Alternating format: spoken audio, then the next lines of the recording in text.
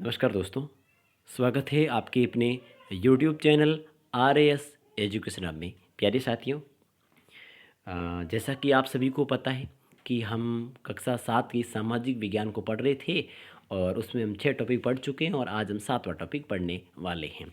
और आज 7वां टॉपिक है विभिन्न परिवेश में मानव जीवन, पार्ट 2 है, यानी पार्ट 1 है उसको हम कंप्लीट कर चुके हैं पिछली कक्षा में। आज हम पढ़ेंगे पार्ट 2 को। और वैसे मित्रों, हम उन्हीं चीज़ों पर बातचीत करेंगे जो परीक्षा की दृष्टिकोण से आपकी महत्वपूर्ण रहने वाली है। वैसे तो इन पाठों को अगर देखा जाए तो काफ़ी लंबे हैं, लेकिन इनमें से चीज़ें निकाली गई है कि परीक्षा के पॉइंट ऑफ व्यू से कौन कौन सी बात महत्वपूर्ण हो सकती है। तो देखते हैं मित्रों, इस वीडियो को आगे बढ़ाते हैं।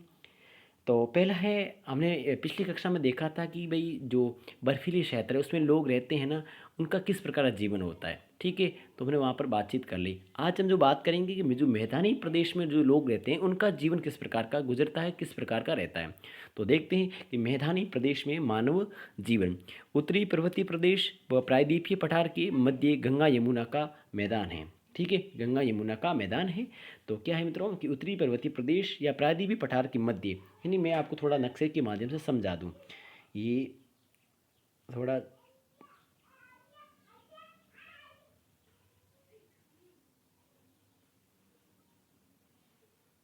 ये आप देख पा रहे कि भारत का नक्शा है।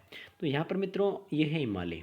ठीक है, ये पर हिमालय है और यहाँ पर है गंगा का विशाल मैदान है। यहाँ पर है गंगा का विशाल मैदान है और यहाँ पर है प्रायद्वीपीय पठार। यहाँ पर क्या है, त्रिकोणाकार है, प्रायद्वीपीय पठार है। तो इसके मध्य है, नहीं इसके आप देख रहे हैं उत्तरी पर्वतीय प्रदेश, ये है उत्तरी पर्वतीय प्रदेश है और यहाँ प्रायद्वीपीय पठार, इसके मध्य वाला क्षेत्र है वो किस प्रकार का है, वो है आपके गंगा यमुना का मैदान है। ठीक है, तो ये जलोढ़ मिट्टी से, जलोढ़ का मतलब है मतलब मिट्टी है वो नदियों द्वारा लाई जाती है, इसलिए वो जलोढ़ मिट्टी है ना। तो जलोढ़ मिट्टी से निर्मित है। तो इनकी भौतिक दशाएं किस प्रकार की देखते हैं। भारत का सबसे उपजाऊपन मैदान है वो है गंगा का विशाल मैदान, गंगा यमुना का मैदान है वो भारत का सबसे उपजाऊपन मैदान है मित्रों। अब पढ़ेंगे तो जब हम पढ़ रहे हैं नदियों के बारे में तो हम चार चीज़ें देख पा रहे हैं। एक होता है भाबर, तराई, बागर और खादर।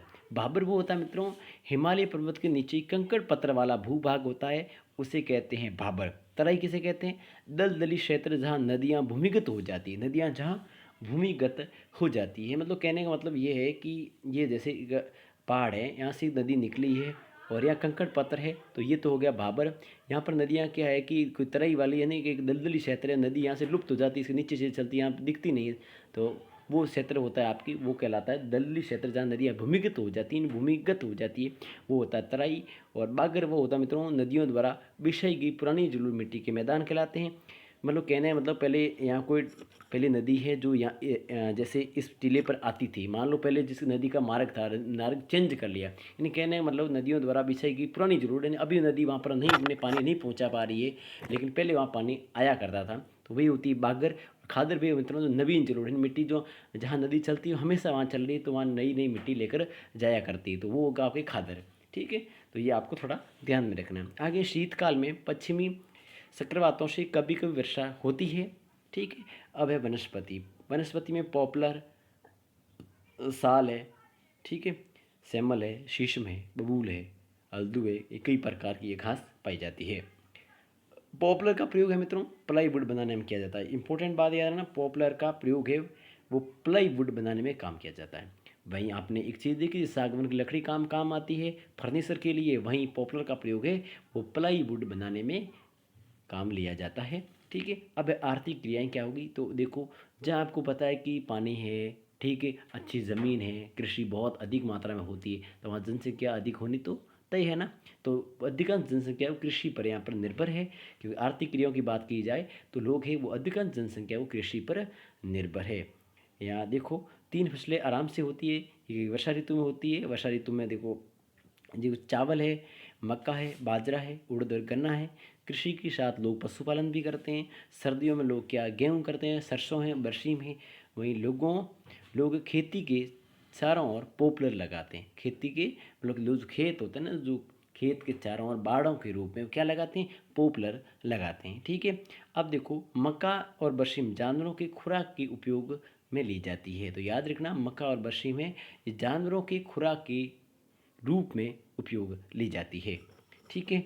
अब है उद्योग। तो अगर मैदानी क्षेत्रों में उद्योग किस प्रकार के हैं, तो उद्योगों के बारे उद्योग की दृष्टि से देखा जाए मित्रों, तो उद्योगों की दृष्टि से बहुत विकसित है, क्योंकि वहाँ सब चीज़ों की व्यवस्था हो आसानी से हो जाती है। यहाँ सूती है, ऊनी वस्त्र, चीनी, इंजीनियरिंग है, कांच है, गलीचा, निर्माण, चमड़े, प्लास्टिक व खेल क्षेत्र। ठीक है, वो खेल के वगैरह के यहाँ पर उद्योग है। क्षेत्र की बात की, उद्योग क्षेत्र कौन कौन से हैं, तो जैसे कानपुर है, आगरा है, अलीगढ़ है, मेरठ है, मुरादाबाद है, फिरोजाबाद है और सहारनपुर है। तो ये सहारनपुर है ना, ये उनके क्षेत्र है।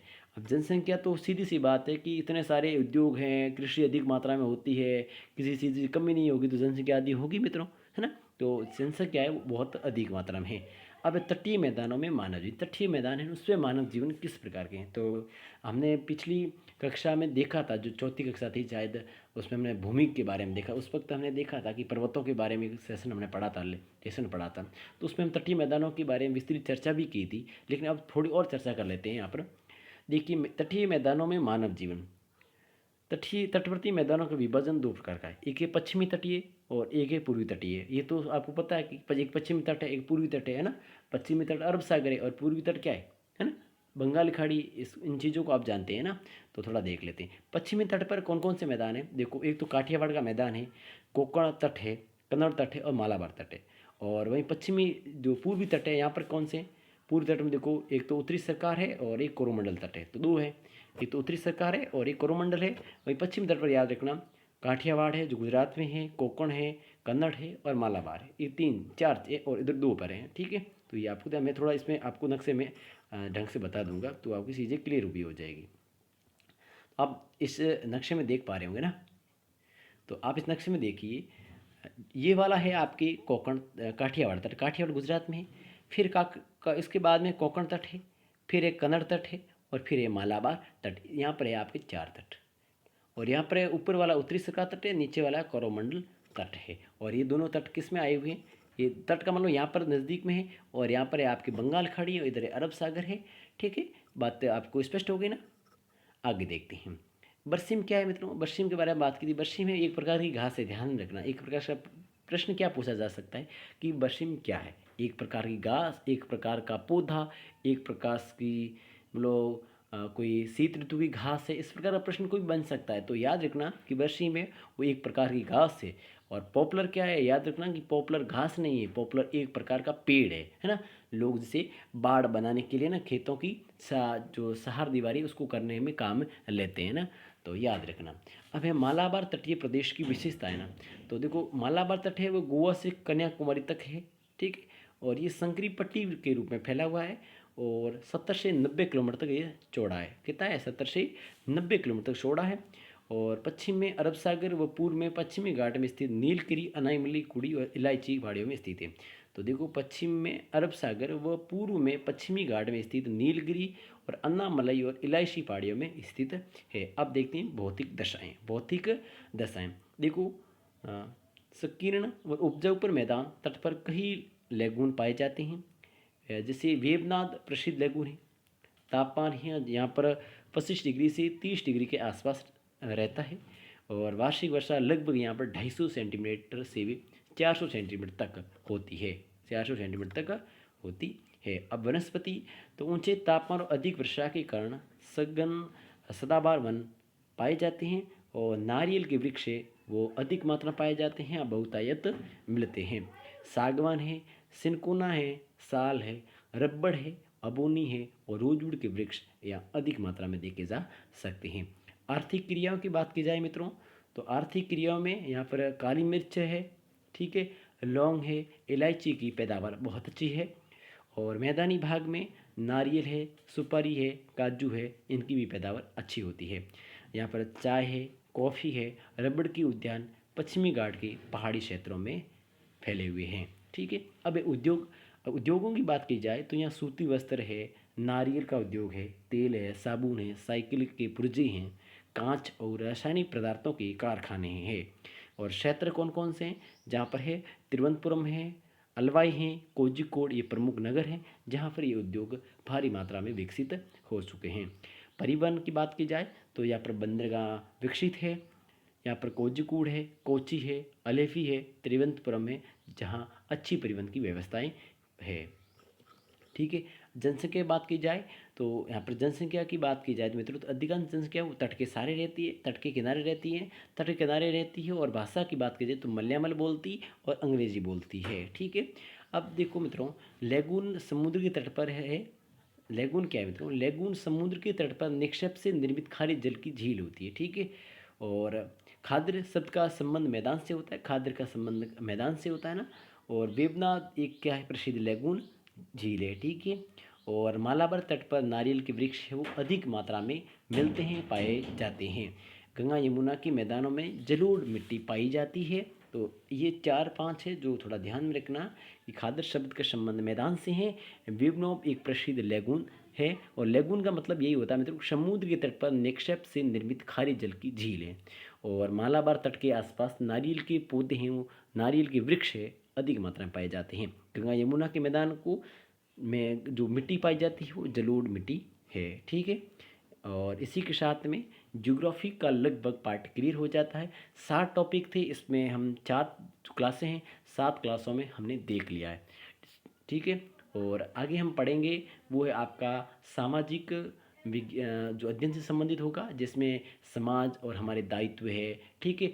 राज्य सरकार है, लोकतंत्र और लोक कल्याण है, इस प्रकार के टॉपिक रहने वाले हैं। तो आज की यानी 7 क्लासों में ज्योग्राफी कवर हो जाती है, कक्षा 7 की। और आगामी जो हमारी जो नेक्स्ट कक्षा रहेगी वो आपके पॉलिटी से रिलेटिव रहने वाली है। तो देखेंगे अगली क्लास में। 8वां लेसन है वो है समाज और दायित्व। और इसी के साथ में आज की क्लास को यहीं विराम देते हैं। वीडियो अच्छा लगा तो लाइक करना, अपने मित्रों में शेयर करना, चैनल को सब्सक्राइब तो जरूर कर लेना। ठीक।